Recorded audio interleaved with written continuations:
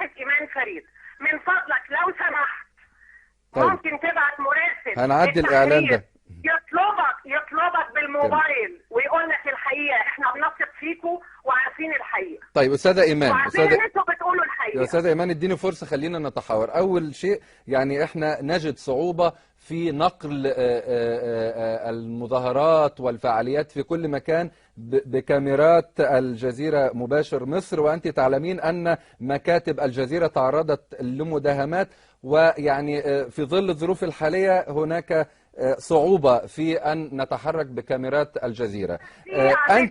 أنت الآن والمهنية تتطلب أن ننقل الصورة هنا وهناك، هذا لا نستطيع أن نتخلى عنه ونحاول أن بالموبايل يقدر يبلغك الحقيقة إلا لو أنت طيب بلغينا أنت أستاذة إيمان، قولي لنا أنت إيه الصورة. الحقيقة إن الميدان من شوية من حوالي ساعتين جات أتوبيسات الله أعلم تبع لإيه، نزلت أفراد يشبهوا أفراد تقريبا أمن، يشبهوا أفراد جيش، ونزلوا في ميدان التحرير لابسين لبس عادي.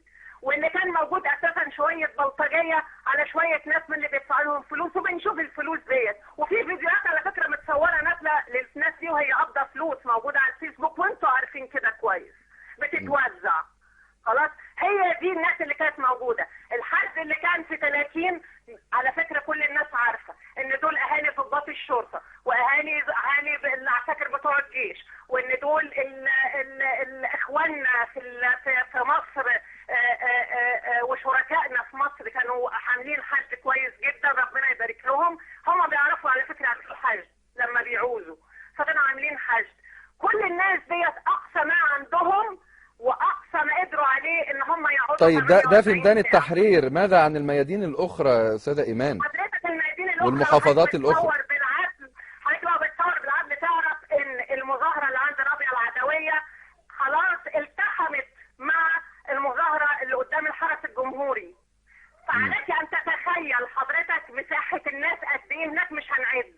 حاجه ثانيه، في عندك قدام ميدان النهضه قدام جامعه القاهره في مظاهره، في عندك في كل الميادين، في عندك في اسكندريه هنا مظاهره اتمنعت ان هي توصل سيدي جابر. خلاص في عند مصر كلها مظاهرات بس ممنوع ان هي تتذاع. انا عايزه اقول بس الناس اللي الثوار اللي كانوا بيتريقوا على قنوات الفلول، انا مش هذكر اسماء، بس اللي كانوا بيتريقوا على قنوات الفلول ايام ما كانت بتنقل عنا واحنا في التحرير كلام كذب، دلوقتي بقى بيحبوا قنوات الفلول. انا مستغربه. شكرا جزيلا. انا اشكرك. اتفضلي. الناس اللي كانت شايفه رموز، انا مش عايزه اذكر اسماء عشان ما احملكمش برضه المسؤوليه. يا ريت رموز كانت شايفاها بتسقط قدام عينينا، نزلوا حطوا ايديهم في ايديهم. الناس اللي ادتهم ضربتهم وادتهم بالجزمه فوق دماغهم شالوهم فوق كتفهم. حضرتك الصوره بتختلف تماما عن ثوره يناير. ثوره يناير ما تحضر لهاش، لكن يوم 30 اتحضر له. ما فيش ثوره الناس بتقعد تحضر لها وتحشد لها. حضرتك احنا بنفهم مش ما بنفهمش.